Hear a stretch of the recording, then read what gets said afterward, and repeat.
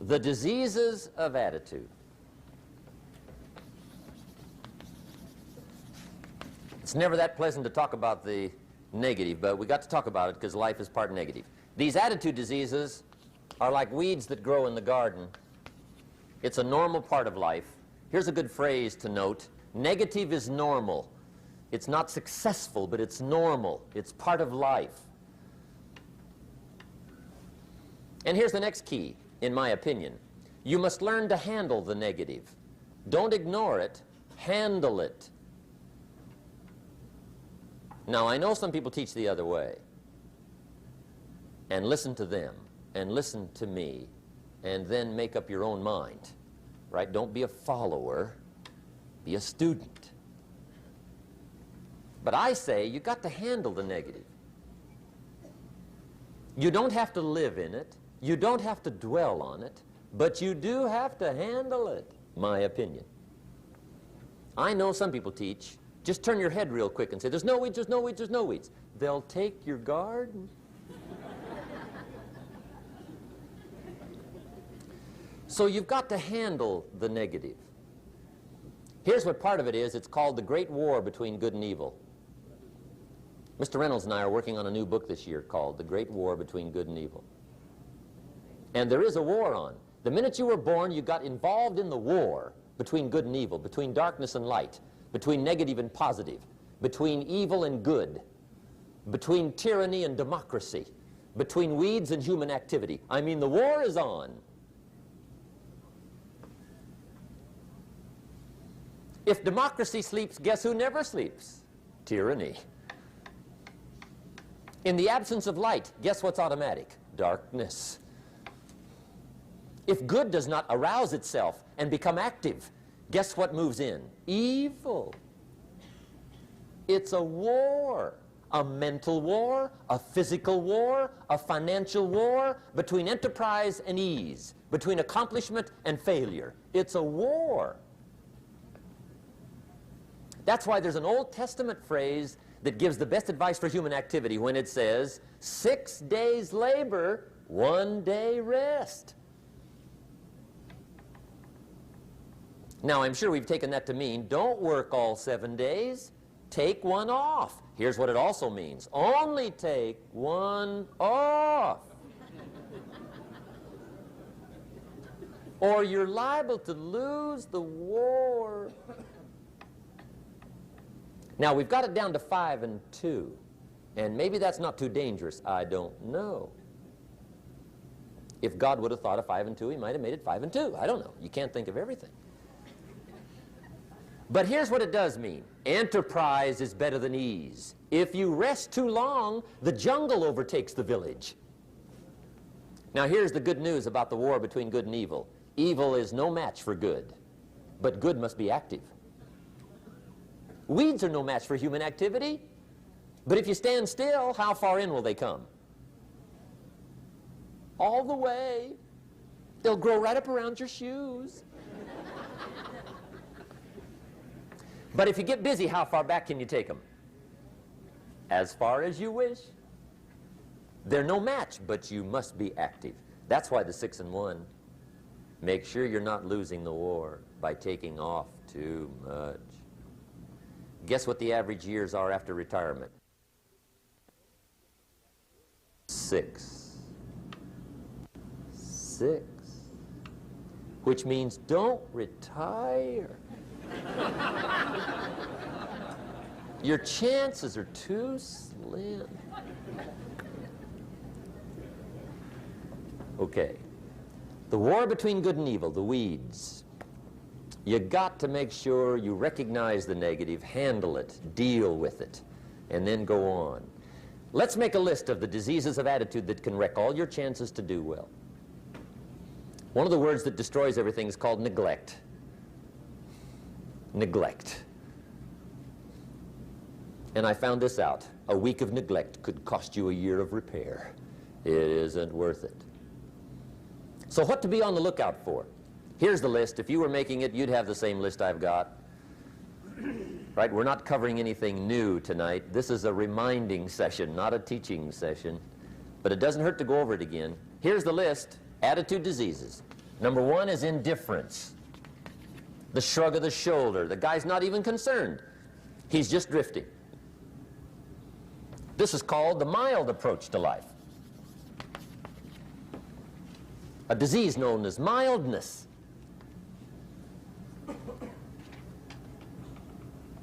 The guy says, well, I can't see getting all that worked up. Well, to be any kind of winner, you got to get worked up. There's one problem with drift. You cannot drift to the top of the mountain. And the good Lord said in the closing chapters of the Bible, here's the best way to live, one way or the other. That's best. Hot or what's next best? Cold is next best to hot. Not the half-baked middle, lukewarm, not too hot, not too cold. What a sad way to live. I think what it means is pick a direction and go with everything you got. Just pick one and go. Somebody says, yeah, but what if it's the wrong direction? You'll find out quicker. It won't take you 25 years to wake up and say, oh no, I've been walking the wrong road. I told my staff the other day, next best to prosperity is adversity. If one doesn't get you, pray for the other. We all do better from one of two reasons, inspiration or desperation. And I don't wish anything bad on you tonight, but if you're not inspired, I hope a wagon comes down your rut.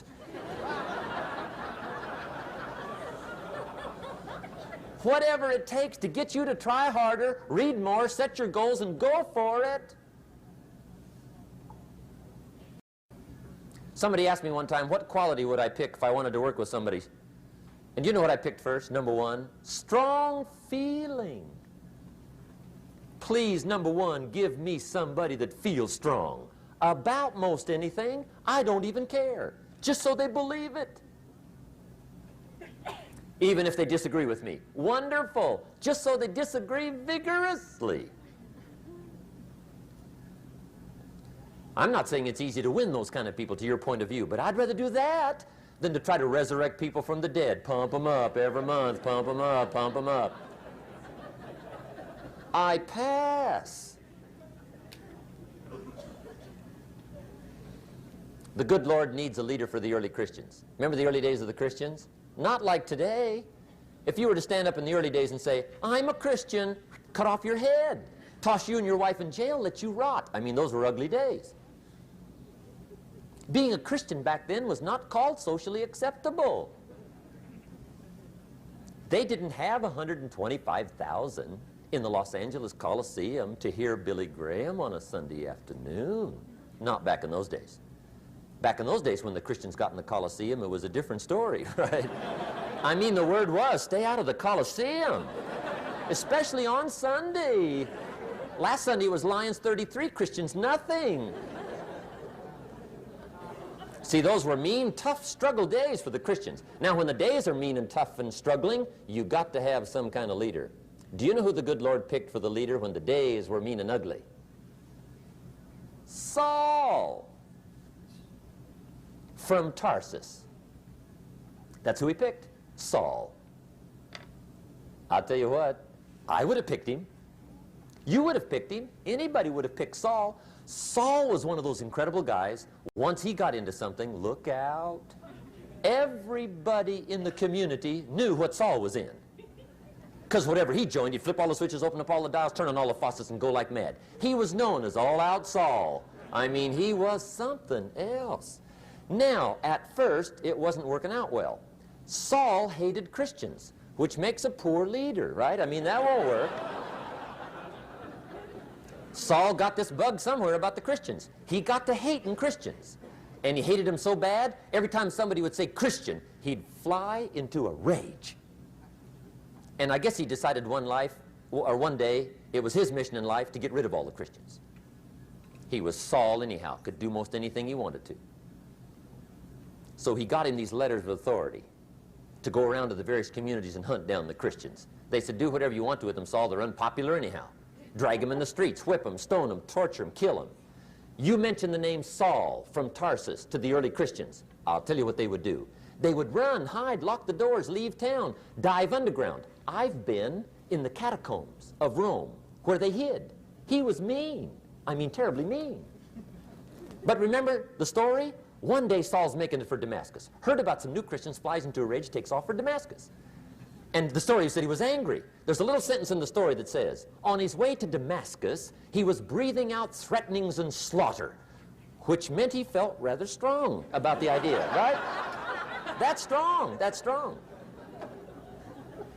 But on this journey, right, according to the story, as Saul was making his way to Damascus, the good Lord looks down out of heaven and says, there's my man, Saul. He's got to be something else. And according to the story, this great light shines out of heaven, knocks him flat, right off his horse, grinds his face in the dirt, and blinds him for 3 days. The good Lord using recruiting tools we can't use, but when you're Lord, right? To make a long story short, Saul from Tarsus becomes converted to Christianity. He becomes Paul, the great leader, the apostle. And without a doubt, the good Lord got him a dandy. One he didn't have to pump up every month. In one of his later writings, he said, the things I once hated, I now love. The things I once loved, I now hate. See, that's strong. Here's the key to the good life. Learn to put everything you've got into everything you do. Whatever you are doing, pour it on. It will quickly open up into opportunity or quickly disclose to you that you ought to be doing something else. The delusion is, if I had a better job, I'd really pour it on. See, that's delusion. Wherever you are, pour it on. Don't give somebody half a job for a day's work. Pour it on. See, that'll help change your life. Get rid of this disease. Here's the next attitude disease, indecision. Mental paralysis. The guy can't make up his mind and it becomes a disease. Pretty soon he knows he's got it. The guy says, well, I know I'm on the fence. But he says, what if I get off on the wrong side? Listen, after a while it doesn't matter. Just get off. Any side will do. A life full of adventure is a life full of many decisions. The ones that turn out to be wrong give you better experience to make better decisions. So don't see how many decisions you can get out of, see how many you can get into. That's where the adventure is. So shake off this disease, indecision. The next one is doubt. Doubt's like a plague. And one of the worst is self-doubt. There are many, but that's one of the worst. The guy doubts himself. Doubts if it'll last that long for him. Doubts if he can do that well. Doubts if he can make that much. Doubts if he can accomplish all that. A chronic, excellent self-doubter. You can imagine what damage that does to your future. So here's the key. Turn this coin over and become a believer. And there's many things to believe in. One of the majors is yourself. The understanding of self-worth is the beginning of progress. Now, if those three don't get you, this one will. Worry. That's a devastating disease. Worry. Worry causes health problems, social problems, personal problems, family problems. It's devastating. Worry long enough, it'll drop you to your knees. Could reduce you to begging. I know how bad this one is. I used to have it bad. I used to be known as a super worrier. Not a super warrior. No, super worrier. My family wished I'd have been a warrior.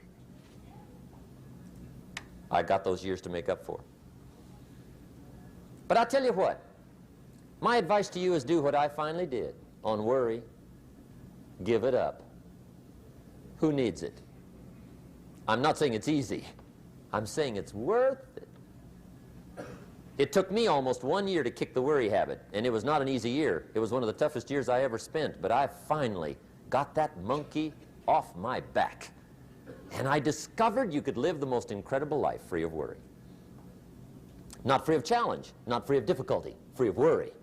I learned how to do it, and you can. Here's the next attitude disease. over caution.